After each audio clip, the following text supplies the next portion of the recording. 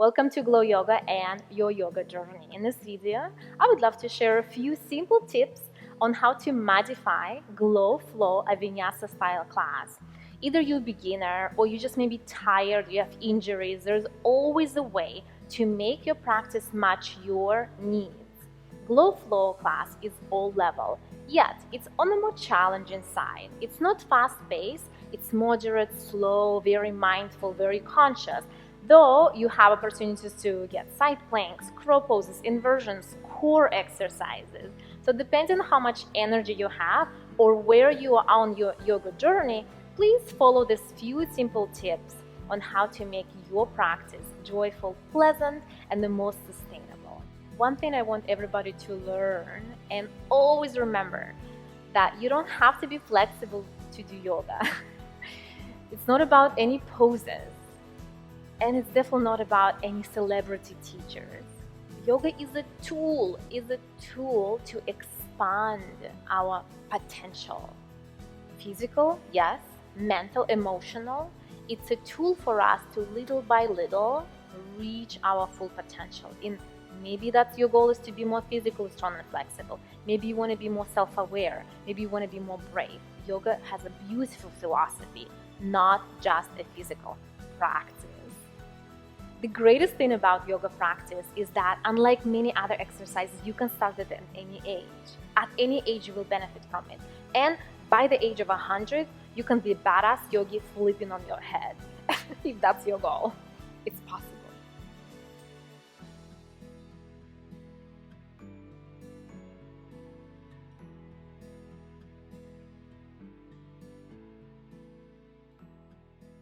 So to make it lifelong and sustainable, I would love to share a few simple tips. Number one, protect your knees.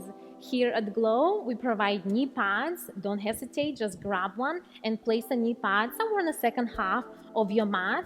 So it's always there for you, ready to drop your knees so they feel comfortable, loved, and cushioned, okay?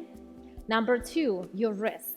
The truth is, our wrists are fragile. They're much tinier than our ankles that hold most of our weight.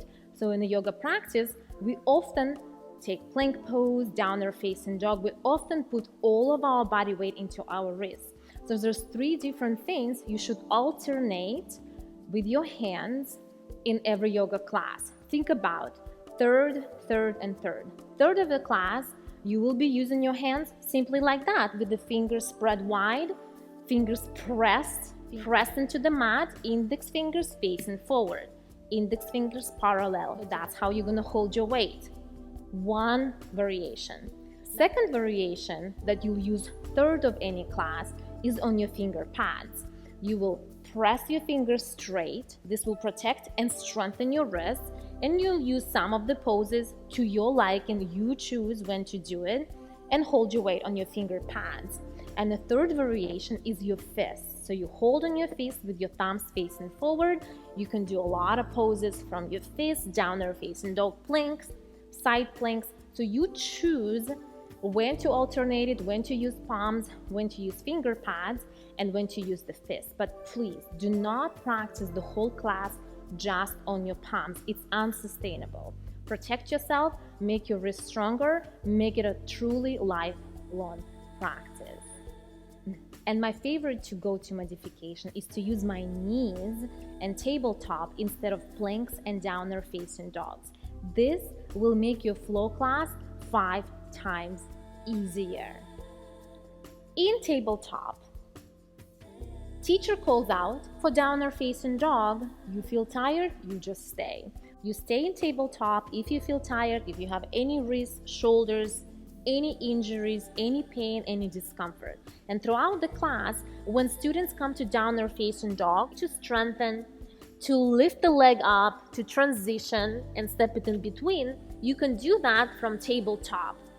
In order for you to step forward from tabletop, you will use the modification of the hands on your finger pads, and when the teacher calls out, lift your right leg towards the sky. Inhale, we all inhale. And then bring your knee to the nose, knee to the chest. You bring your knee to the chest, and then you step your foot between your hands. You step your foot between your hands. and you carefully bring your hands in. This is your low lunge. Or if we're rising forward up to standing, you curl your back toes under, lift your knee, climb onto your thigh, and here we are standing. If we coming from downward facing dog, you choose to stay in tabletop, and everybody's going to chaturanga, push up. You can do all of those things from tabletop. But just remember that we want to move our body forward before we bend our elbows. And we either using the fingers pads, palms, or the fists. So we never do push-ups from the hips above the knees. We move ourselves forward, so there's a straight line between your knees and your head for any kind of push-ups. So that is a modification. So I want to show you once again. For instance, downward facing dog is being called out. You decide to stay in tabletop, do cat and cows, roll your hips, just enjoy and chill.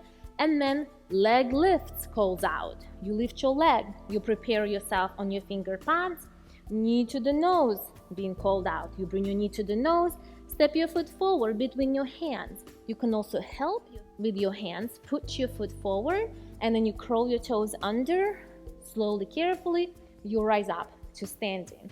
Then everybody comes to vinyasa, you come to tabletop. If you go to chaturanga, you can do chaturanga from your finger pads, your palms, or your fists, and then you come back to tabletop, cat and cow, or even child's pose. So if you skip all of the chaturangas and all of the downward facing dog in the class and simply use this flow from your knees, your practice will be so much more chill. I hope that helps. Please let me know if that was useful. I'll see you on the mat.